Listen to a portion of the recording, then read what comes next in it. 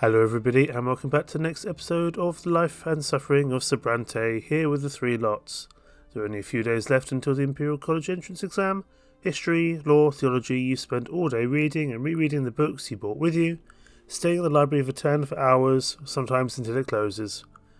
As the day of exam approaches, your hands start shaking more and more, and finally the day comes. A clear sky hangs over Eterna today and the breeze is warm. You dress in your best outfit, a grey jacket and velvet culotte boot trousers. You comb your hair carefully and polish your boots until they shine. You leave the lodging house and head for the Imperial College. Your legs grow heavier with each step. Your anxiety at the fact your fate will be decided today is virtually tearing you apart.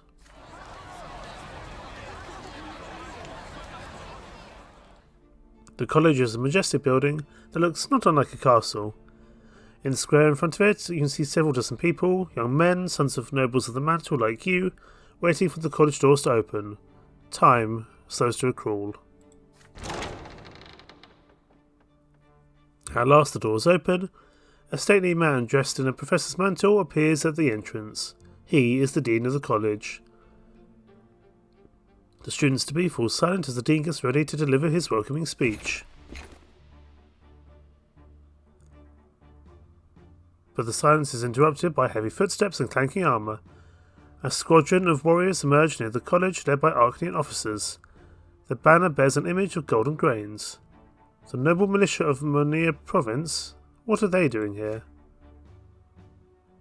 The nobles of Monia form a circle around the college, each warrior moving quietly and precisely until a chain is formed. One of the Arcanians is clad in an old-fashioned suit of armour. He is the leader of the militia. He locks the bars on the massive doors of the college into place, then proceeds to the stairs to address the crowd loudly. Commoners, before you stands Egerius of the Monrogue dynasty, Archduke of Monia. By my will, the college is hereby closed, and today's entrance exam is cancelled. Your lowly origins make you unfit for the great honour of rendering service to the Empire, a right that ought to be available only to the hereditary nobles of the sword. The college's reputation has been tarnished. It breeds mock nobles who bear not a trace of noble blood. You belong in the lowly estate, but have forgotten your place. Cornelius Tempest and other traitors to the Empire are indulging you, and defacing the institution of the nobility for their lowly interests. A noble lot for those of lowly birth. How can this be? I will not stand for this disintegration of the Imperial College, or the Imperial Order even. Now turn away from the college this instant and return to the humble trades of your ancestors. Plough your fields, mend your boots, and work and suffer for your lot. If any of you dares to set foot upon these stairs, you will be killed at once. The students-to-be met this speech with a stunned silence. The crowd in the square is growing, however. The news of the Monian noble militia and the college's closing spreads through the streets like wildfire. More humans join the crowd, college students, commoners, officials who worked hard to be ennobled. Unrest grows around you. You hear people calling to rush Archduke Monroe's forces to take control of the college and defend your right to become noble. The Emperor himself gave us this right, we have to fight for it. This is a decisive moment for all of you. The old gentry has challenged you, we accept this challenge. In the face of this shameful illegal act by the Archduke forces, it may prove that all of you deserve the noble lot. You'll need to break through the cordon, get inside the college and take control of it. The nobles will never dare hurt you if your presence is strong enough. If you're ready to risk it all and fight for your right to the nobility, you'll have to lead the charge. People keep coming to the square in the meantime, including students and teachers from the Divine Seminary. The lot of the clergy is to guide others to the right path. When the estates clash, the priests are bound to intervene. The seminary teachers instruct their students to form a line between the noble militia and the outraged crowd. The priests begin telling the warrior nobles and the riotous commoners to return to their preordained divine order, lest they provoke the wrath of the gods. The wrath of the gods, as the priests utter those words, the crowd around you disappears. A vision appears before your eyes. The Empire is ablaze. You see burning lands steeped with pain and despair everywhere you look. Rivers overflowing to extinguish the burning world. You can tell that soil scorched by such fire will never bear fruit again. The god's-given vision demands to be heard, demanded to be prophesied by the world. But only a priest may speak to the twins, and for the twins. Will you keep it inside, or will you step onto the path the twins have revealed to you? Someone shoves you in the back, and you step out of the vision. Turn around to see a small but decisive group of commoners moving quickly through the crowd. They are led by Sophia. As soon as she sees you, she signals for them to stop. So you're here too? Going to rush to college, are you? Can't you see it already? The laws can't be trusted. They give you the right to study here just to throw you a bone. When the going gets tough, your masters will take it all away. It's time for you to decide. We are the Lotless, and we are not putting up with the system any longer. We will fight for a new world. Are you coming with us, or are you going to submit to them? There are students and professors locked inside the college. Who knows how long one rogue will maintain the siege? And what if they start slaughtering people? Neither group of nobles will care what happens to them. We're going to go inside and pull them out. Come with us if you're ready to take control of your own destiny. The tension in the square is palpable, and the situation is about to implode. Students, commoners, nobles of the mantle, followers of the new faith, all of them are gathering their forces to move on the wall of soldiers. They expect the nobles to let them through en masse. Surely they won't start a massacre. The Lotless, led by Sophia, prepare to break through the siege to rescue the people in the college. And all the while the priests preach peace to both sides of the conflict. The college is your only way into nobility. Only you can fight for your new lot and fulfill your duty to your family. You could organise an offensive strong enough to get into the college, and thus seize your lawful right like a true nobleman. Yet the revelation about the wrath of God still passes in your mind. Once revealed, this vision will take you on a different path. Standing with the priests and preaching what you have seen, warning all of dire danger on the part of warring states. Bring the twins' word to the people and guide them to salvation. Could this be your new lot? Sophia and the Lotless, they expect you to join their struggle. They're waiting for you to cast off the old ways and the eternal yoke of subservience. If you choose this path, you will not change your lot and your suffering will continue. But your suffering might just change the world. This is the moment. Your future life will be decided here and now. Oh boy.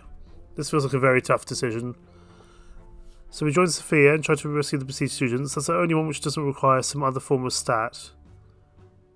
We can preach our revelation, which we can do because we've got eloquence of 10. Or we can lead the future students and attempt to storm the college, which we have because we have diplomacy and valor. And we're going to fight for our nobility, as long as we don't die.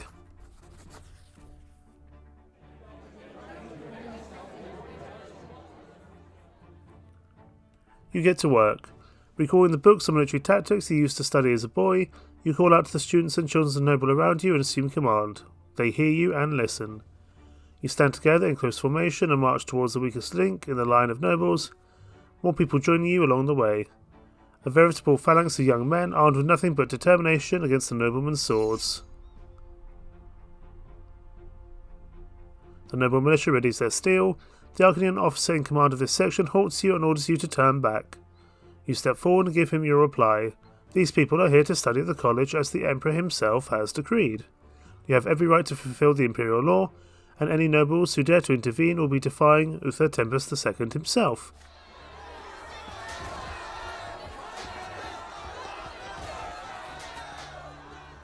Your plan works. The officer hesitates when confronted with your words and your vigour. The noble militia is no longer ready to use their swords. This is your chance.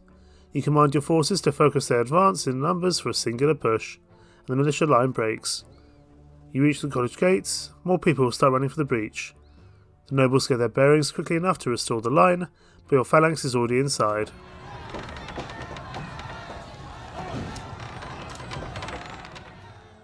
You waste no time and begin barricading the gate. The students who are stuck inside the college run towards you.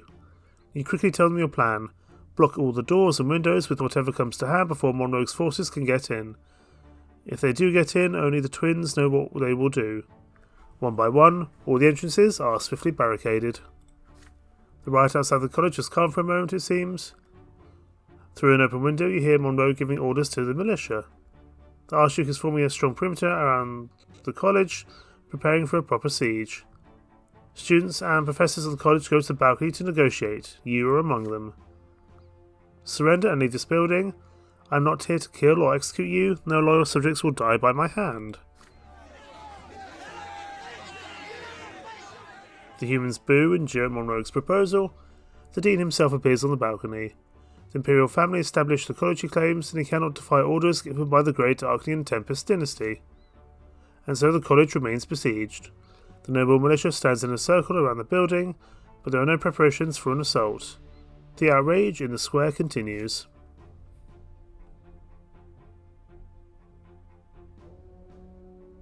You remain in control of the college for the entire day and the following night, but at sunrise the Emperor's herald arrives at the square.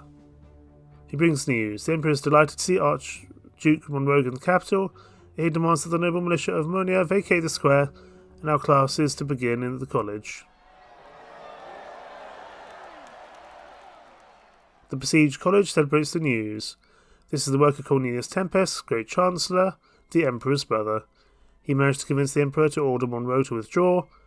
Even the Archduke of Monia, the most powerful noble lord in all of the Empire, cannot disobey a direct order from the Emperor.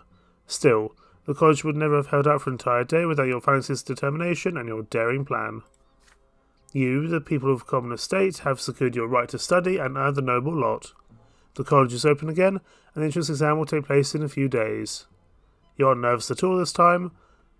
All the lessons at home, the books, the schooling, your noble actions, all that work and effort has finally reached its culmination. The procedure for appointing a provincial overseer, the 5 great Arcanian dynasties, the property rights of all the estates. You answer all these questions with ease. Hours pass, and the dean of the college reads the names of the new students to the young men gathered at the college steps. Your name is among the first. He praises what you did in defence of the college. People like you are the Empire's future, Sir Brante. Sunlight fills the college square. It feels so soft and soothing here in Eterna, not as harsh as it gets in Anazotti. You watch the pillars shine in the sky as you walk down the steps of the college. You are a Brante, the 3rd judge in the family, the man who will soon join the family's noble blood tide. You have seized your right to achieve the nobleman's lot. You should write to your father now. He will be so proud of you.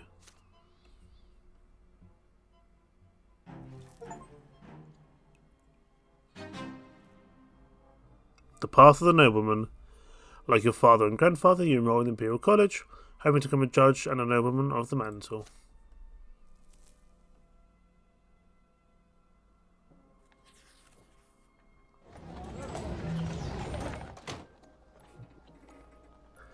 You return to the lodging house one last time to gather your belongings for the move to your new home. A young man dressed in the uniform of the military academy greets you by the door. It takes you a moment to recognise Thomas. Your friend locks you in an embrace. Brante, hey, how are you? I heard about the nasty stuff that went down in the college square. Those damn gentry would do anything to keep low-born folks under their thumb. Glad the situation resolved itself. As for me, I'm an academy cadet now. He's beaming with pride. You invite him in and chat while you pack. Thomas continues to relay the news as you walk up the stairs. I made it to the top 10. Can you imagine? Did pretty well in sparring in the sciences. It was all thanks to the help you gave me back in school in Anazotti. I'll be studying the art of war now, and it's a quick march to the noble title. How about you? You tell Thomas about what happened over the past few days, and the path you have chosen. He remains quiet as you speak. Both of you realise that you may never see each other again. You know, Brante, here's what I think. You might have your own path in life, but you're my friend.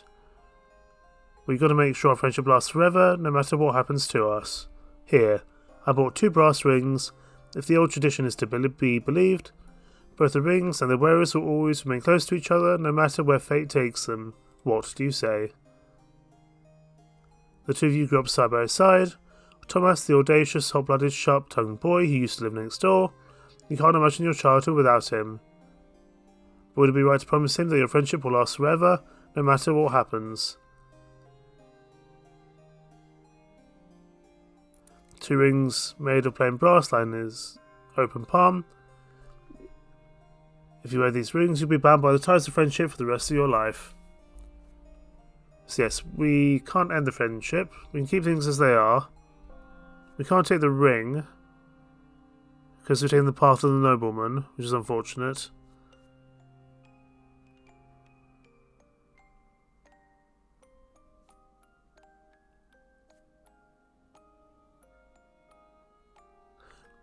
So we can swear an oath of friendship. Let's do that. Let us hope that he doesn't do something stupid later in life where I'm going to have to help him out as a judge, because that could be bad. You take one of the rings from his outstretched palm. The two of you walk side by side ever since you were children. Even now you're walking in the same direction towards the noble title, you as a judge and Thomas as a warrior. Nothing will ever tarnish your bond. You swear to an oath of friendship, of eternal friendship to Thomas. Having an eternal friend in the military might not be a bad thing for future. Thomas solemnly swears the same. He puts the brass ring on your pinky, a perfect fit, and Thomas follows suit. He starts beaming again. Now we're friends forever, for all eternity. We've got to celebrate this. Come, come, I know a place, I've got to show you. Taste this meat I'd ever tried, Brante. My treat.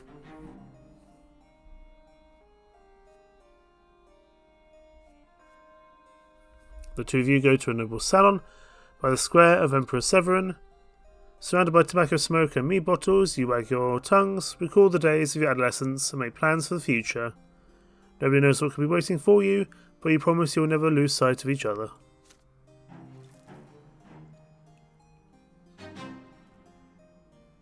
Okay, we sweared an oath to Thomas. Let's hope that doesn't bite us in the proverbial backside in the future.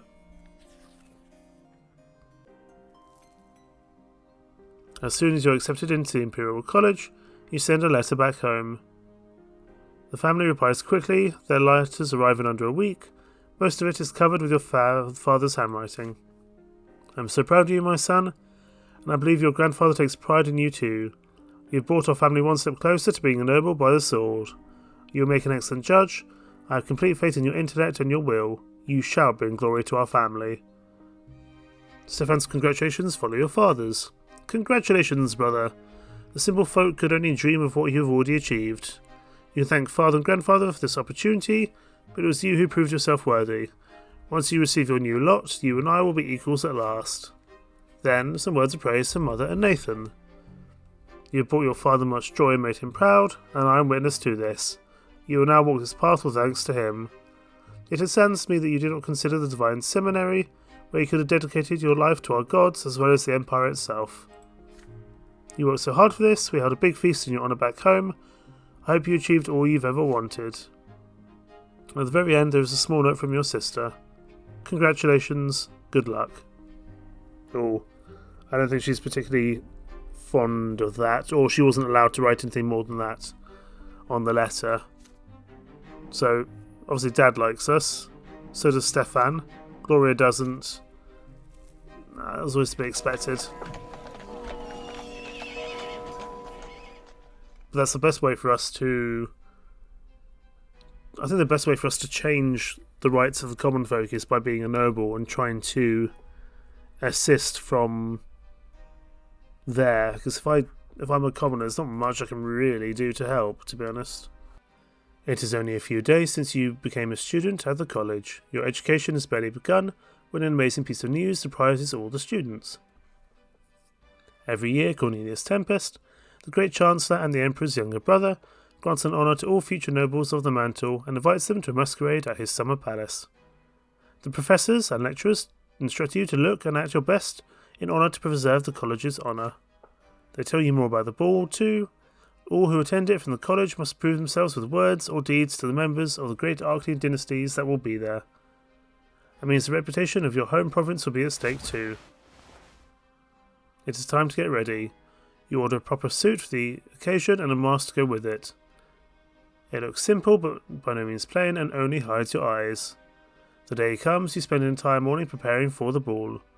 Your fellow students give you hints about how to attach the cuffs, keep the collar straight, and make sure your hair remains coiffed for the entire night. Soon the carriages start flocking to Cornelius Tempest's summer palace. The tall, ornate outer fence surrounds a sprawling garden in full bloom. The marble-paved driveway is so wide it can accommodate 2 rows of carriages. You and your fellow students walk up to the massive stairs to the front door of the palace. You seem tiny against the background of this scenic grandeur. The Master of Ceremonies instructs all newcomers to see their province's coats of arms.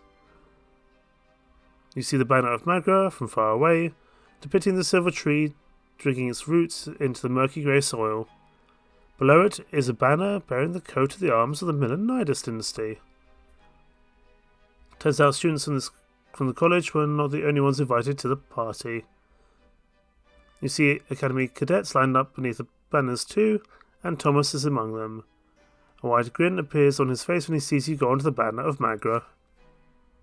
I just knew you'd be here today, pal. What can I say? Congratulations, student. As for me, I'm not so bad off myself, see? The military academy is father and mother to me now. His merry speech is interrupted by a tall, proud Archnian in a heavy cloak. You recognise him. He is Dorius Otten, Sophia's former master. Make way for your command of soldiery. The last time you saw Otten, he was searching the back streets of Anasati by your house for your girl servant, but now the young Archnian's uniform betrays his high standing. He is young, yet he is already the province's commander. Who put him in charge of all the military forces of Magra at such an age? What's wrong? You know him or something?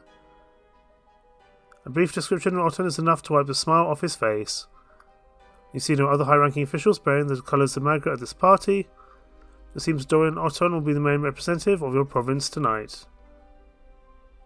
You watch the other college students and academy cadets line up under the provincial banners. The blue and silver banner of Archnia, Emperor's own province, is the very centre of the hall. Judging by the hilts jutting out from beneath their belts, many of those who surround that banner are nobles of the sword. Thomas is clearly jealous. The group from Archnia stands proudly, ennobled by its iconic and dignified history. The Archnian race and the empire originated in their very lands. A sizable group of students stand under the banner of Monia, a wealthy agricultural province signified by yellow grains on a field of ore. The wealth of the young men beneath this banner is plain to see. Their attire is on par with the Archnians in terms of luxury, and perhaps even more vibrant in terms of colour.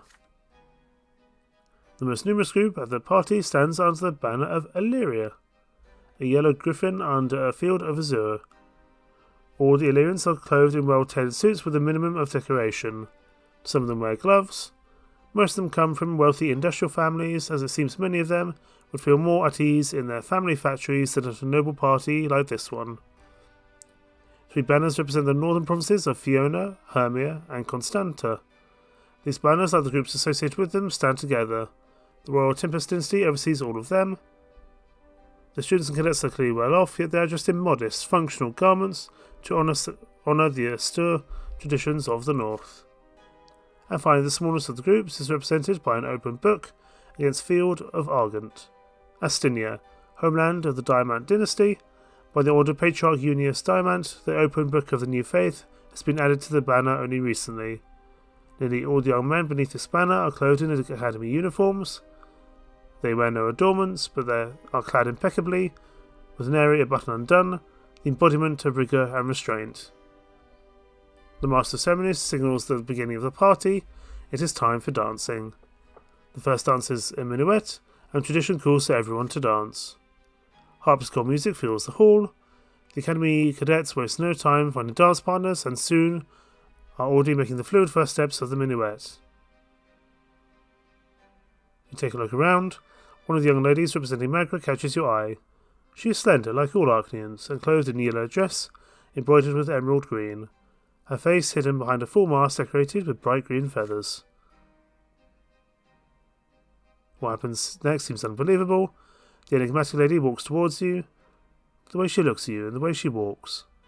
The black eyes from behind the mask watch you closely. She tilts her head. There are no words, but you feel there is a question. Everyone in the hall is startled by a sudden noise. You look behind you and see Thomas getting up off the floor, his face a grimace of rage. Dorius Otten stands before him, eyeing him with disgust. His arms rest on the hilt of his sword. Who allowed this clumsy commoner inside the Great Chancellor's palace? Its noble masters are trying to dance, and it's getting underfoot.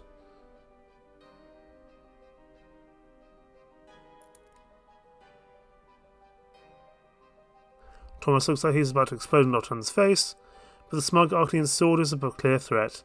If a friend's rage gets the better of him, he will end up in trouble. The enigmatic Arcanian beauty, however, loses all interest in their quarrel. She comes even closer to you, expecting you to invite her to dance. Okay, well, we can't bring Otton's ire upon ourselves. We can resolve the quarrel, but I don't think Thomas would appreciate that. Thomas can take care of himself for once. I'm going to dance with the mysterious lady. Because I wonder if it's the same lady we met a long time ago. Back at the fountain a long while back in an earlier episode. You turn your head towards the Arcanian beauty and offer you her hand, taking care not to rush your movements. A moment later, her fingers gracefully come in to rest in yours. The masked lady's touch feels electric against your skin. You walk together to the centre of the hall where other couples are already dancing. You bow, and she makes a curtsy. Her hands are incredibly thin. They seem so delicate, and you fear you might snap them if you squeeze too hard. You adjust her steps, counting for the rhythm of the music. Your lady for the dance is an Arcanian, a noble born to rule, yet this is a dance where you must take the lead. As you walk around her, your eyes catch an embroidered ornament on the arm of her dress. You spy many thin emerald threads, all interwoven into a pattern of interlocking snakes. This woman is Octavia Milonidus, daughter of the Archduke of your home province. The minuet ends. You bow to the lady and offer to accompany her wherever she chooses before the next dance. Why? Then be so kind to accompany me for another dance. It is her. I remember it was her. Before you know it, the night is almost over. Octavia will not let you go. She does not accept another invitation until she has danced with you 3 times. You spot Thomas in the crowd during a break. He catches your eye and salutes you with a wine glass. Judging from his lopsided grin, Otto must have had him removed from the dance floor. But any concern for your friend is forgotten when you see the beautiful Octavia approaching you again. Yeah, I thought it might have been her. Yeah, Thomas probably wasn't too thrilled about that, but that gives us some extra willpower for future, which is good. And having a powerful friend, and potentially a powerful romantic friend, would be very, very useful for us indeed.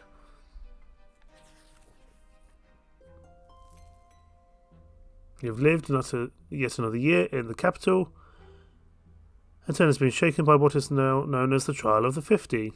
50 people stand trial at once, all prominent members of several political circles. They are accused of treason and conspiracy against the crown. The accused spoke in favour of reducing the power of the nobles and granting more rights to the common estate. There was no mention of rebellion, yet these words alone were enough to indict them. Every session of the trial is open to the public. It is a show of power made to discourage people from forming such circles ever again. You attend all of these sessions. The 50 face their verdict: forced labour in the mines of Magra and Illyria for regular members and true deaths for their leaders. 6 men and 1 woman. Why do I get the feeling that's going to be Sophia? The public execution takes place in the central square of Eterna. No, it's not her. It's not Sophia. Good. You remember the woman? Her name was Annie Surin. She made a speech before her execution. A young woman, not too tall, her face almost plain, with long bangs over her eyes. She looks calm even at this moment. You cannot believe she is about to leave this world forever. She takes a quick look around. Her voice is quiet, but you are close enough to hear every single word. She says she is happy to give her lives for the rights of the people. Her cause will never die, Annie claims. Others just like her will continue their work in hiding, for their cause is right and just. She is dragged away to the others. They put a sack over her head and tighten a noose around her neck. A hand yanks on the lever, and the 7 dangle in the air. Their feet tremble at first, then grow still. There are gasps and cries of discontent in the crowd. Okay, power goes down and order comes back up a little bit. But we're still in discontent, which is not ideal.